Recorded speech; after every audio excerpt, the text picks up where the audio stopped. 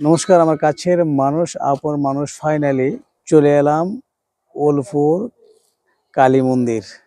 এখানে আসবো অনেকদিন আশা ছিল, আজকে আশাটা পূরণ হলো। আপনারা সম্পূর্ণ ভিডিওটা দেখবেন। আমি আশা নয় বিশ্বাস করি ভিডিওটা আপনাদের ভালো লাগবে।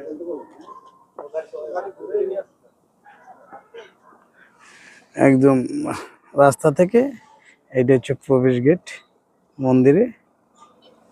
কত সুন্দর একটা গেট।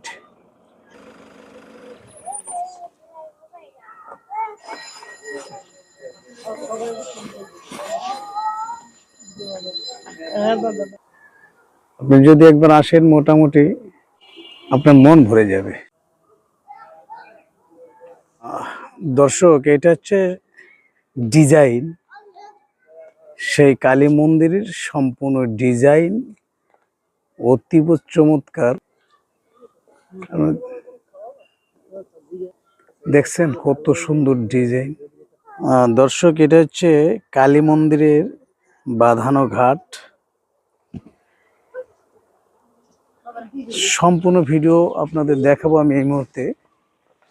আমি আগে 4-5টা ঘুরিয়ে ঘুরিয়ে আপনাদের দেখানোর চেষ্টা করছি, আপনাদের সাথেই থাকবেন। হ্যাঁ, মূলত দক্ষিণ দিক ফিরানো, দক্ষিণ দিক মুখ করা। তবে দর্শক, একটা জিনিস সেটা বলতে চাই যে এক মন্দিরের ভিতরে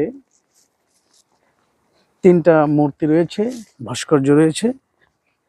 একটা হচ্ছে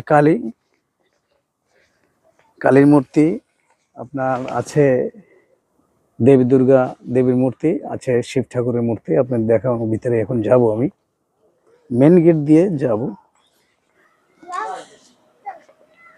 এই যে এইটা হচ্ছে মেন যে দরজা বা ঢোকার প্রবেশ মন্দিরে, সেখানে আমি মন্দিরের ভিতরে দেবী দুর্গার মূর্তি, কিন্তু ভিতরে প্রবেশ নিষেধ, একদম ভিতরে যাওয়া যাবে না, দূর থেকেই মোটামুটি দেখতে হবে। হ্যাঁ,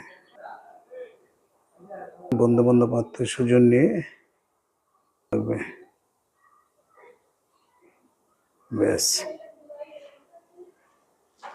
এটা হচ্ছে মেন কালী মন্দির, আমাদের কালী দেবী।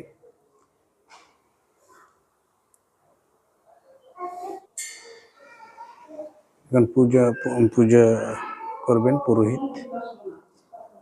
এটা হচ্ছে সেই শিব ঠাকুর। মন্দিরের ভিতরে যাওয়া যাবে না, সবই পাথরের তৈরি।